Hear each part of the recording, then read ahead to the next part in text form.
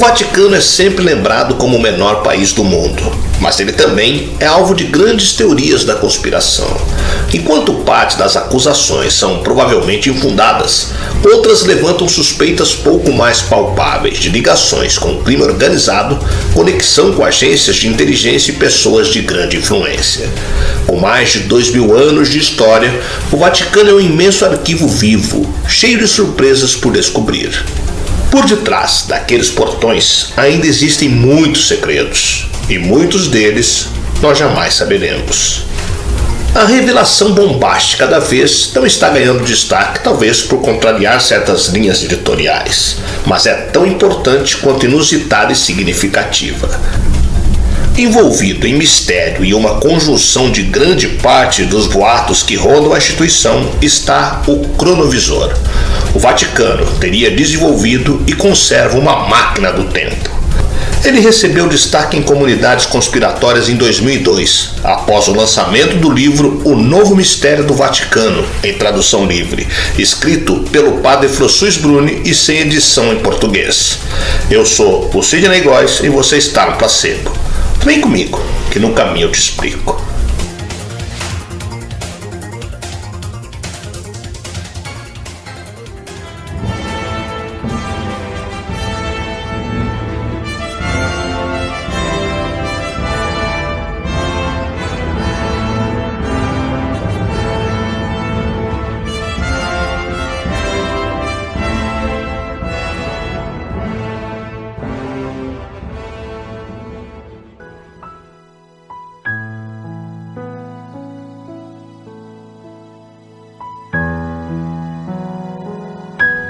Se você pudesse voltar no tempo e observar os seus próprios atos do passado, você gostaria? Será que o passado em detalhes pode ser revelado nos dias atuais e tudo que não foi escrito e informações que não passam de rumores poderiam ser confirmados? Segundo o monge beneditano, tudo isso é possível, graças a uma invenção chamada cronovisor. No interior da Universidade Católica Del Sacro Cuore, em Milão, dois amigos realizam trabalhos técnicos de áudio sobre gravações antigas de cantos gregorianos. Um deles é o franciscano Agostino Gemelli, fundador da própria universidade, além de médico e psicólogo. O outro é o benedino Peregrino Ernetti, importante acadêmico nas áreas da música e da linguística. Naquele dia, em meio aos cantos reproduzidos pelo equipamento de áudio, Ernetti e Gemelli foram surpreendidos pela voz do falecido pai de Gemelli, que falava com eles através dos instrumentos. A surpresa logo deu lugar à curiosidade, e foi a partir de então que Ernetti e o seu colega passaram a questionar qual seria o destino dos sons e das formas que a natureza produz. Estariam perdidos para sempre ou continuariam de alguma forma? Motivados por estas questões, Ernetti reuniu em sigilo uma equipe de renomados cientistas, entre os quais se encontrava Enrico Fermi, Prêmio Nobel de Física, e deu início ao trabalho de construção de uma espécie de máquina do tempo. De acordo com o padre Ernetti, cada um de nós emite milhões de ondas que são presas no espaço-tempo, e é possível saber como decodificar informações de acesso que elas carregam mesmo que tenha se passado muito tempo, pois como Einstein colocou, a energia não pode ser destruída. O invento se chamaria cronovisor, que ao invés de transportar as pessoas para o passado ou futuro, reunia e organizava sons e luzes dispersos no ambiente, dando a forma em uma tela, eventos do passado. Não é algo tão diferente do que fazem hoje os mais modernos telescópios.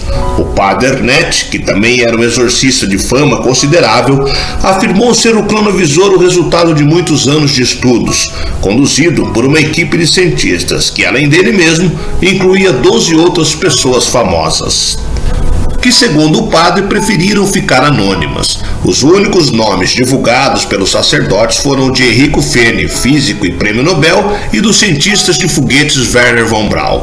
As notícias sobre o experimento do cronovisor foi publicada no Corriere Domenico em 3 de maio de 1972. A notícia apareceu também em alguns jornais espanhóis. Disse o padre: "Antes de tudo, eu queria verificar se o que vimos era autêntico.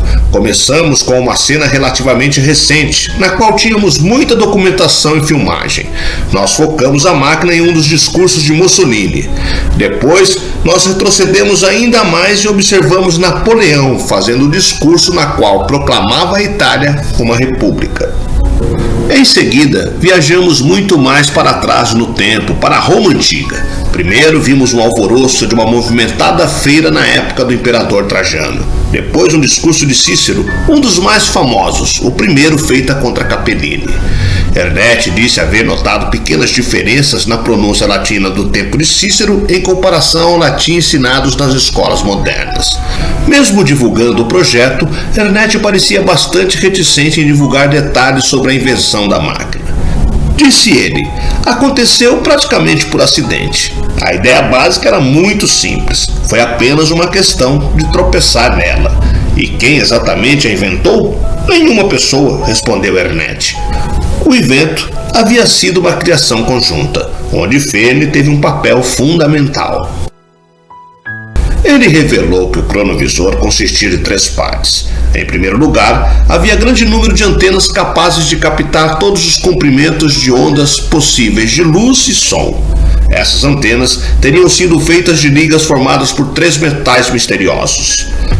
O segundo componente seria um tipo de direcionador temporal ativado e impulsionado pelos comprimentos de ondas de luz e som que recebia das antenas. Era possível configurá-lo para um determinado local, data ou até mesmo personagem histórico escolhido pelo viajante do tempo. O terceiro componente seria um conjunto extremamente complexo de dispositivo de áudio e vídeo que possibilitava a gravação de som e imagem a partir de qualquer momento e de qualquer lugar. Mas, através da tela do cronovisor, o padre Ernest teria assistido à morte de Jesus Cristo na cruz. Ernest e seus colaboradores, em plena transição entre as décadas de 50 e 60, estavam diante de um instrumento que poderia revolucionar a forma de como hoje entendemos a cadeia de eventos da história. A descoberta do cronovisor seria um salto incrível para a humanidade, pois um aparelho tão revolucionário, que além de ser uma máquina altamente avançada, seria capaz de ver o passado, e os envolvidos no projeto acreditam que também poderiam ter uma visão do futuro. No começo, explicou Ernest, recuperamos a imagem do dia da crucificação de Cristo, mas tivemos um problema. Crucificações, apesar de horríveis, eram comuns na época de Jesus. Pessoas eram crucificadas dessa forma todos os dias. Também não ajudou o fato de Cristo ter usado uma coroa de espinhos, porque ao contrário da crença popular, não era incomum ser punido e ter que usar uma coroa de espinhos cravada na cabeça.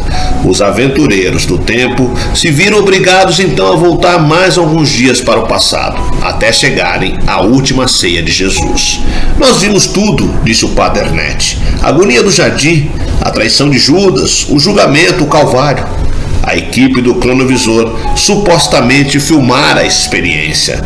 Nós filmamos. Perdemos alguns detalhes, claro, mas filmamos a paixão de Cristo, afirmou com veemência o padre Ernest.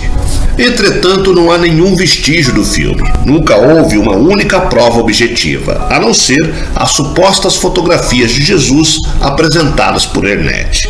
E mesmo uma delas foi considerada polêmica, porque poucos meses após a sua publicação, em agosto de 1972, o Jornale de Mistério publicou uma carta e uma foto enviadas por um leitor chamado Alfonso de Silva, em que ele explicava que havia comprado a foto por 100 liras na loja de presentes do Santuário do Amor Misericordioso, que era uma fotografia do rosto de Cristo esculpida por um escultor espanhol. Ninguém poderia negar que elas eram iguais, nem mesmo o teólogo Bruni, que pediu ao seu amigo Ernest esclarecimentos sobre essa polêmica. Ernest explicou que estava ciente da foto, que estava ciente de que havia uma escultura e que era um trabalho de um escultor espanhol. No entanto, o padre Ernest garantiu que o escultor havia esculpido seu Cristo de acordo com as instruções de uma determinada freira espanhola, que era uma mística, que carregava os estigmas de Cristo em seu corpo e que era consumida por visões da paixão de Cristo. Portanto, as duas fotografias eram idênticas porque ambas retratavam fielmente a forma exata de Jesus Cristo. O Papa desacreditou as alegações de Ernetti e deu ordens para confiscar a invenção com base de que a fotografia publicada de Jesus era, na verdade, uma fraude. Curiosamente, de qualquer forma, a experiência foi confiscada e classificada como secretum ômega. Afinal, em 1994, décadas após a construção do cronovisor, foi convocado, segundo o padre Ernetti, uma reunião nos salões do Vaticano.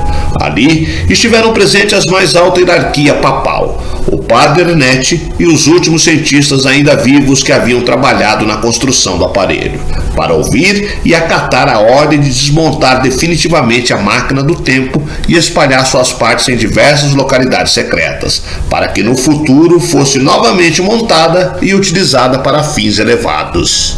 Em 1997 foi lançado o livro Seu Destino Está Decidido, A Máquina do Tempo do Padre Ernetti, do autor Peter Krasa, discípulo do cientista Eric Voldanick. Nessa obra, Krasa explora e sustenta a veracidade dos acontecimentos que envolvem o cronovisor. Quanto ao padre Ernetti, continuou uma vida de estudos. Como músico, desenvolveu seus estudos em torno das manifestações musicais pré-cristãs. O projeto do cronovisor o levou aos estudos da física quântica. Suas experiências como exorcista foram reunidas em um livro de sua autoria intitulado Os Gostos e os Desgostos do Diabo. Ernetti é hoje o exorcista mais famoso da região de Veneza e foi lá que morreu em abril de 1994, sem nunca, no entanto, ter negado a existência e o funcionamento perfeito do seu cronovisor.